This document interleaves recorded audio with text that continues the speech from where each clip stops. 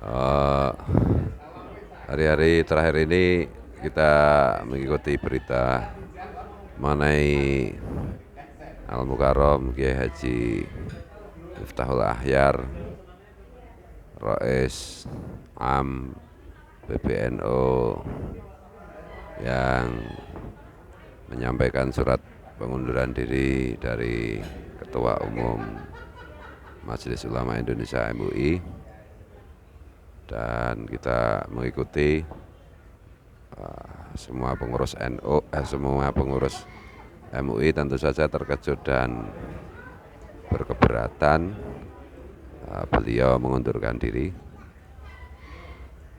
dan ini menunjukkan betapa pentingnya sosok Kiai Miftah bagi semua pengurus MUI gitu.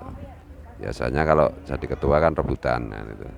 Kalau ada ketua mengundurkan diri kan malah kebetulan gitu, jadi bisa diganti. Tapi ini fenomenanya aneh nih.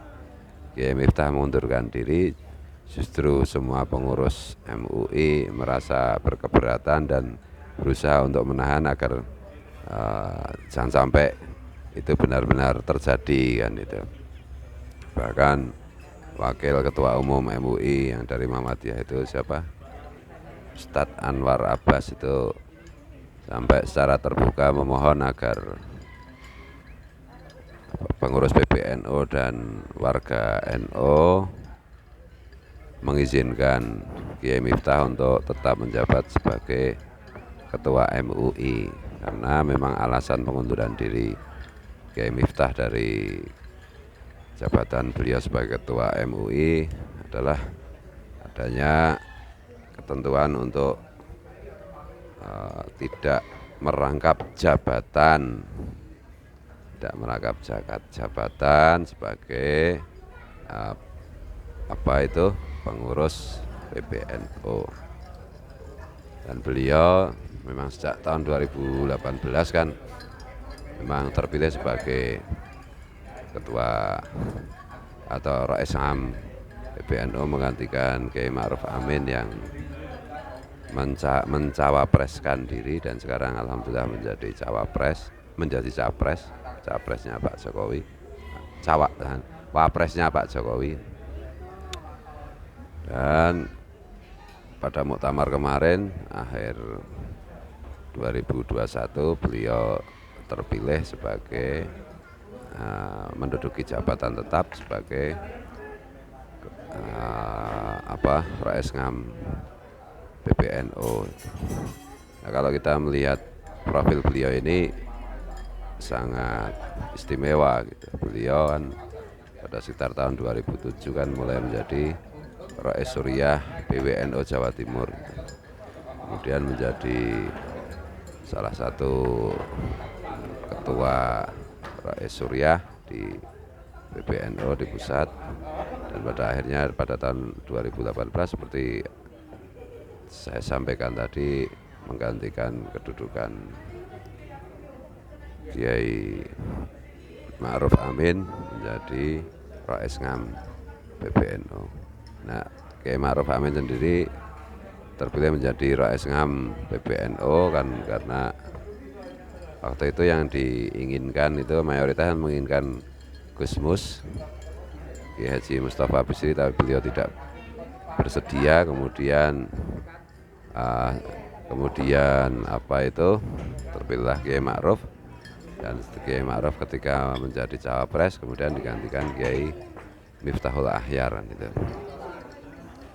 Dan yang lebih menarik lagi waktu muktamar NU kemarin itu kan ada rumors itu berita yang beredar gitu di kalangan Nahdliyin bahwa salah satu di antara tim sesnya Kiai Yahya Stakuf, waktu itu kan beliau masih menjadi calon ketua umum PBNU kan, itu menyampaikan bahwa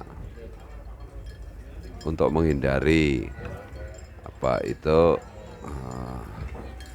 apa sedikit keramaian atau apa ya ikhtilaf yang waktu itu dikhawatirkan mengeras itu pihak kubu Kiai Yahya itu kan menawarkan kepada Kiai Said Agil Sirot supaya menjabat sebagai ketua Rois Ngam sebagai Rois Ngam PBNU bila beliau tidak mencalonkan diri. Dan akhirnya kan memang Kiai Said kan memutuskan untuk mencalonkan diri kembali sebagai ketum PBNU dan kalah suara dengan Kiai Yahya. Tapi yang menarik itu ketika hal itu rumors itu benar-benar ada gitu, benar-benar terjadi, itu kan berarti menurut rumor itu juga Kiai Miftahul Ahyar itu berkenan memberikan dalam tanda petik jabatan Rois Ngam PBNU itu kepada Kiai Said demi keharmonisan atau kesejukan suasana muktamar kemarin. Secara pribadi memang kita dari jauh memperhatikan Kiai Miftah ini memang orangnya benar-benar istimewa. Beliau tidak banyak berbicara yang aneh-aneh gitu menurut pandangan umum. Dan beliau kan ahli fikih, ahli hadis kan. Basis utamanya di samping tentu saja menguasai semua cabang ilmu keislaman gitu. Dan beliau kan sangat low profile gitu, low profile, dan beliau itu kelihatan kalem banget, kalem, santai, dan apa itu tidak ada apa sedikit pun ambisi-ambisi yang bisa kita lihat gitu.